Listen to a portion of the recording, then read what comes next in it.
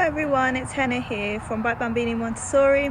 So as a way of keeping in touch with our lovely parents and carers, I will be posting weekly Facebook updates just regarding any tips and tricks or any concerns or areas you'd like me to discuss. So if you do have a topic that you feel would be beneficial for me to discuss, do leave me a comment down below, or alternatively you can call me or just send me an email. If you'd like to stay anonymous, that's no problem too.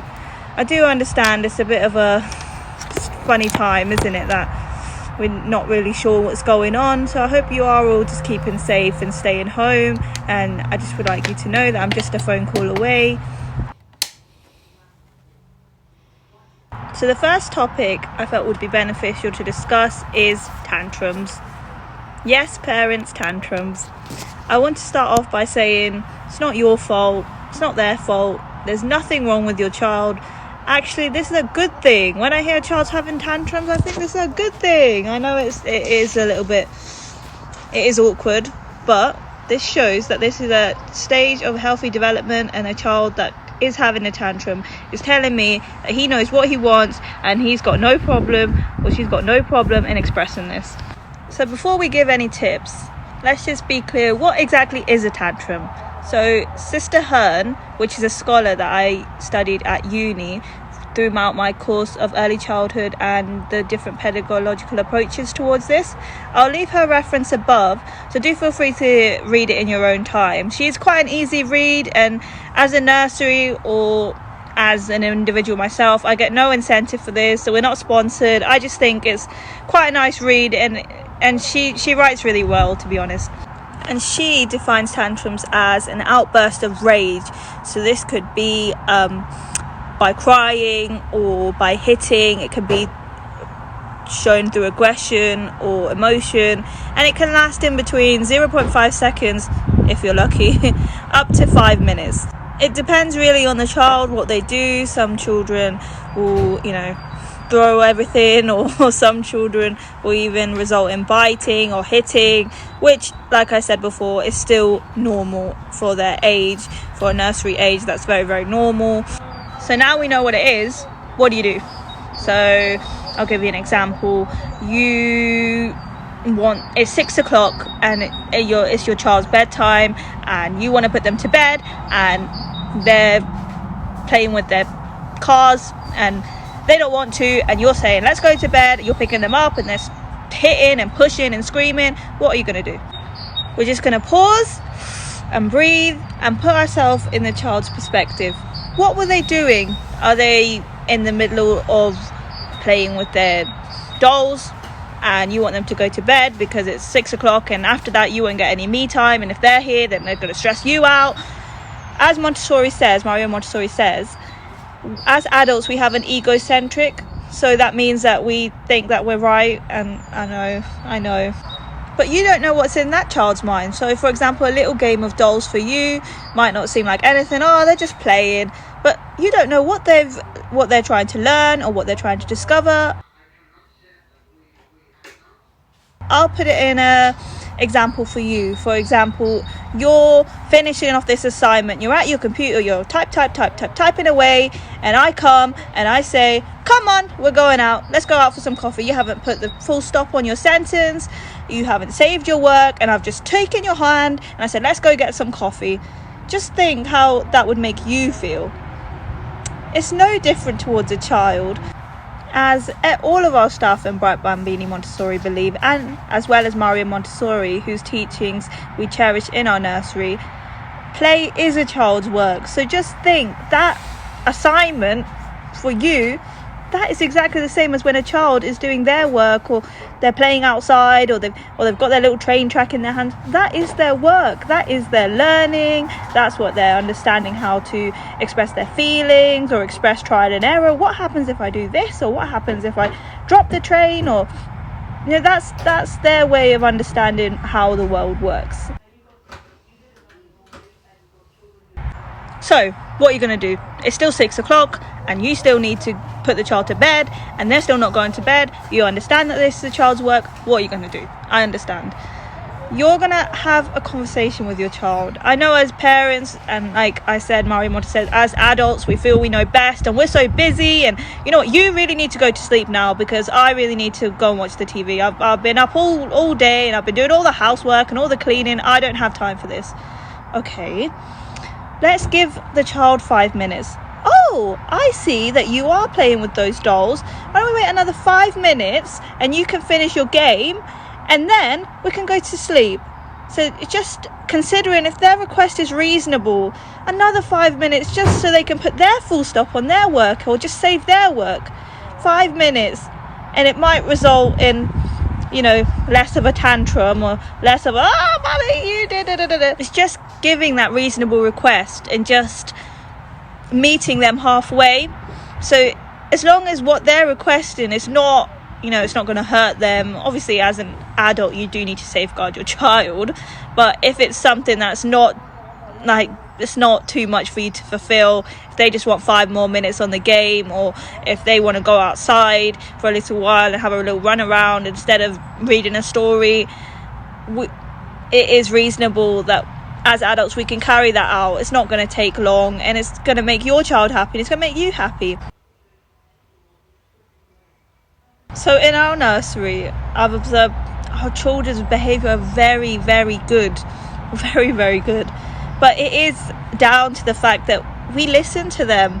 So it results in less tantrums, because if the request is being filled, they're happy. They're not going to have a tantrum. So, for example, obviously we're closed now, but I remember like a couple of weeks ago, we were all going out for outside time, and I overheard one of my staff saying to one of the children, oh, come on, let's get your coat on, it's time for outdoors.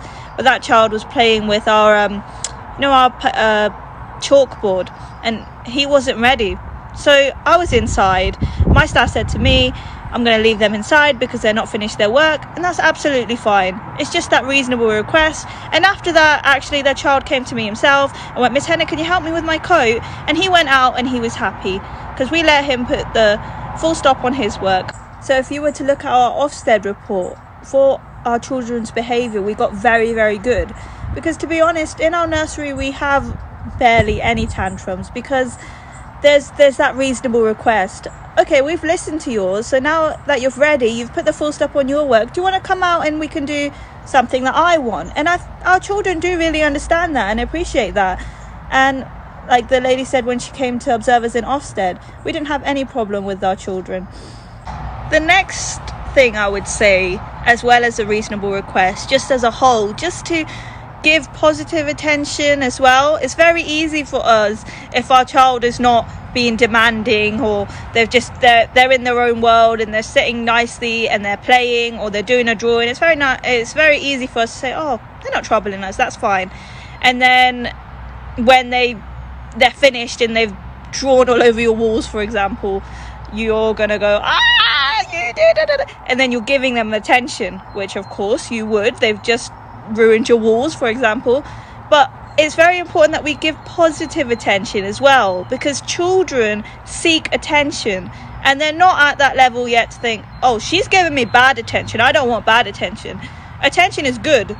It doesn't matter if it's good or bad. For them, it's good. So what I would do, and what we do in our nursery, is if a child is working, by no means do not disturb them, but we will say, oh, I'm really proud of you, or you're working really hard. Just little statements that will increase the child's self-esteem, and there'll be that secure bond between, mom or dad or grandma or grandpa with the child. There's just that attachment between you two. I could do another video going into all the statements that you could use, just so the child knows, oh, they're with me and they're proud of me, and I know I'm going to get their attention if I want it, and I don't have to go and throw all my colours away and have a big hissy fit for mum or dad to notice me. And the final piece of advice I would give is just the choice of words. And this thing, I will give credit while it's due. Obviously, as you know, I've done my degree, and I've read lots and lots and lots and lots of textbooks, but this is really something that you learn on the job. Even all you textbooks, mum and dads, this is something that I learned after coming from Bright Bambini Montessori, is really looking at your choice of words. I'll give you examples. So I'll just make up a name, Oscar, can you put the bricks away now as you're finished? Well, no. If you were to say to an adult, oh, can you put your papers away and we'll go out, you're going to expect them to say yes, because they're going to be polite. They'll probably say no on the head, but they're going to say yes to you, because can is seen as you're implying that you want them to do something. But for a child, they don't have that understanding yet. So you've just said can. You've just questioned me. Well, no, I can't put the bricks away because my friend's playing over there with the water tray and I want to do that. I can't put these bricks away right now because I'm busy. So there is a level. So you've just asked them can. Well, they can, but they don't want to. So what are you going to do now? They can, but I don't want to. So if you were to ask them, or command them, should I say, Oscar, you need to put your bricks away as you're finished, and then you can go play with the water tray. That's a command. So I would be really conscious of what words you use. So in our setting, we always are very aware of what we want, as we're very child-led, and there is always the reasonable request, and we will put children's interests first. There is some rules, as for example this whole COVID-19 thing has been about. Before we closed, as we always have been very on top of our grace and courtesy, now we have been cleaning with the children much more. So for example, we had a child and they didn't wash their hands after they came to the toilet. They were so excited. They were just new potty trained as well. They're so excited to go play back in the water tray. I took them and I said, you need to wash your hands. As this is not the reasonable request, as you know, parents, it is a must. Hygiene comes first, health and safety comes first. So I would look at your choice of words. Can, it's not a command. When it is a command and that child's safety is first, that child's hygiene is first, you need to use your command. You need to do this. So wrapping it up, these are my 3 tips which I've learned from uni, and I've seen them implemented throughout my time in Bright Bambini Montessori. And like I said before, I don't get any incentive for supplying my examples or posting references or any books that I will post in my next videos, but I just think they're very useful. And like I said, our Ofsted report shows this, our children improvement level shows this. They really work, and I wouldn't say this if I didn't mean it. So those 3 tips, which I'll summarize for you: reasonable request, positive attention, and just your choice of words. Do give them a try out with your children. I know you're all stuck inside now, so it might lead to some frustration with you and your child. So do give them a try, and if there is any issues or any areas you'd like me to discuss, like I said, feel free to comment, or you can call or email me and we can have a chat. Or if there's anything else you need, do feel free to contact me, as just because the nursery's closed, I'm still here. My thoughts and my prayers are out with all